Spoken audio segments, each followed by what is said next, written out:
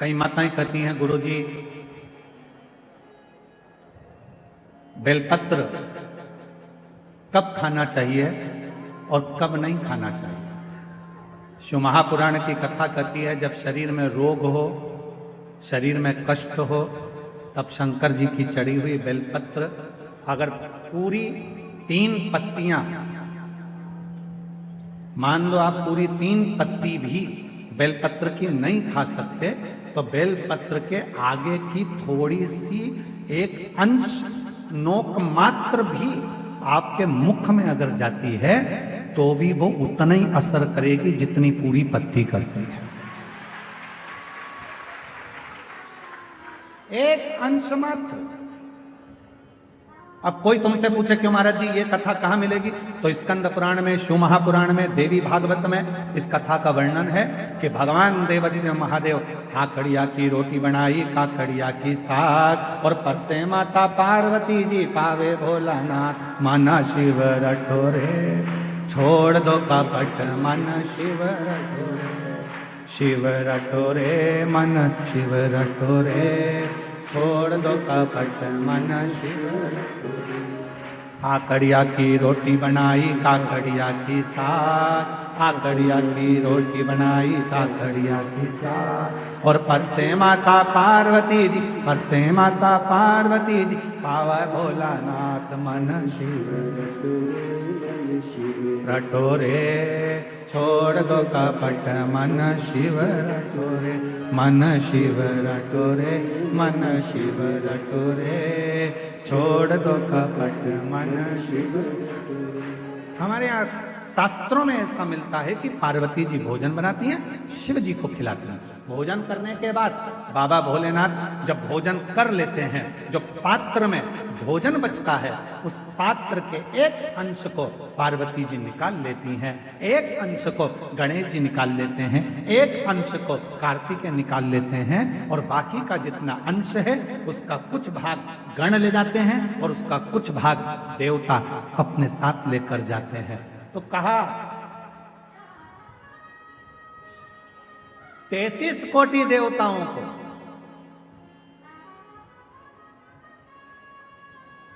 भोजन की थाली का कितना भाग मिलता था, जरा ध्यान से सुनना प्रयागराज वाले।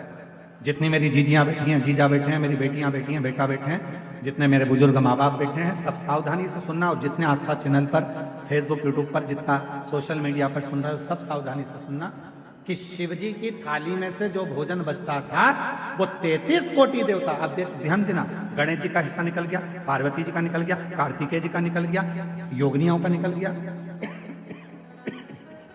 गणों का निकल गया, उसके बाद में देवताओं का हिस्सा। आखिर वो देवताओं के हिस्से में से 33 कोटि देवताओं को उस भोजन में से मिलता कितना, कितना भोजन मिलता होगा, वो प्रश्न है। तो कहा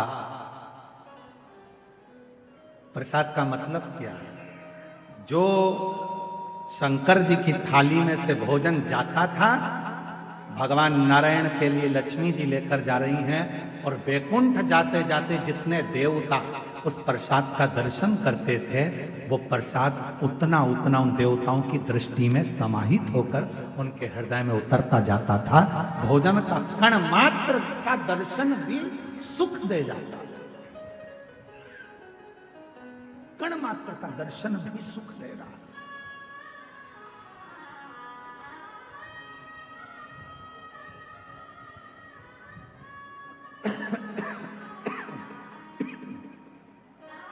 एक कण मात्र का दर्शन। हमने देखा है जिनके नाम लिए जाते हैं, पत्र पढ़ा जाता है, जब वो बेलपत्री लेने के लिए आते हैं और बेलपत्री लेकर जाते हैं तो कई माताएं कहती है उस बेलपत्र का दर्शन करा दो। बेलपत्र लेकर जाने वाला पूछता है कि बेलपत्र का दर्शन कर कर क्या करोगे। हमने शिव पुराण में पढ़ा है, उमा संहिता में वर्णन है, कौमार्य खंड में भी वर्णन है कि शिव जी के प्रसाद का मात्र दर्शन कर लेने से भीतर के सारे विषाद समाप्त हो जाते हैं।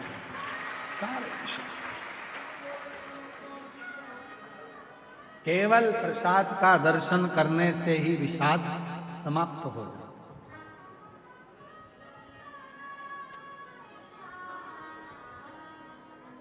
आप लोग रोज रोज अगर बेलपत्री खाओगे, भाई स्वास्थ्य खराब है तब थोड़ा सा अंश ले लो, रोज रोज खाओगे तो मुख में छार छार सा हो, कई बार स्वाद नहीं आता फिर भोजन का, कई बार जिभ्या छारी छारी सी हो जाती, रोज क्यों खाना? रोज बेलपत्र अगर उठाकर ला भी रहे हो, उसमें से एक अंश मात्र, कण का मात्र बेलपत्र को अपने मुख में ले लो, बहुत। बाकी के बेलपत्र का क्या करें गुरुजी?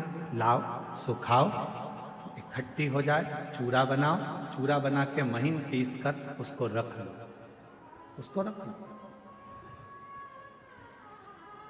कभी कोई बहुत ज्यादा कोई तकलीफ में व्यक्ति मिले, उसको चुटकी मात्र की वो बेलपत्र का चूरा जो शिव पर चढ़ी हुई बेलपत्र है उसका दे। महाराज जी, बाबा जी, अभी एक गौ माता को बीच में एक रोग हो गया, गाय के पूरे शरीर पर महाराज जी ऐसे गांठ गांठ जैसे फुंसियां पड़ने लगी, वो स्मरण में हमें आ नहीं रहा है? हाँ, लंपी बीमारी हो पूरे में। सूचना मिली ऐसा ऐसा हो गया, क्या करें? हमने कहा अपने धाम पर जितनी भी बेलपत्र आती है उसको सुखाया जाए, सुखाकर पीसा जाए, पीस कर रोटी में मिलाया जाए और रोटी बनाकर गाय को खिलाई जाए। थोड़ी थोड़ी बेलपत्र की मात्रा, एक एक डेढ़ डेढ़ बेलपत्र की मात्रा की रोटी बनाई गई। डाला कितना? केवल एक बेलपत्र का आधा अंश उस रोटी में डाल डालकर जब गाय को दिया तो वो लंपी की जो बीमारी थी वो धीरे धीरे धीरे धीरे समाप्त हो गई।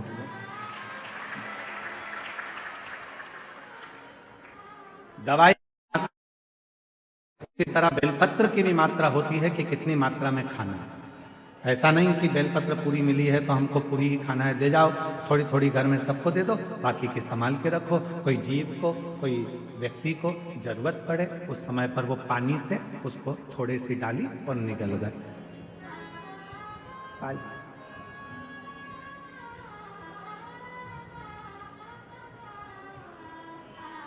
कुछ मात्रा, और बीमारी हो तब जरूर उसकी बेलपत्र का थोड़ा सा भाग शिव पे चढ़ा हुआ अवश्य। पर यदि आप स्वस्थ हैं, शिव की कृपा है, तो भले ना पाए, एक लोटा जल चढ़ाएं, जल का थोड़ा सा भाग अपने मुख में आचमन जरूर करें।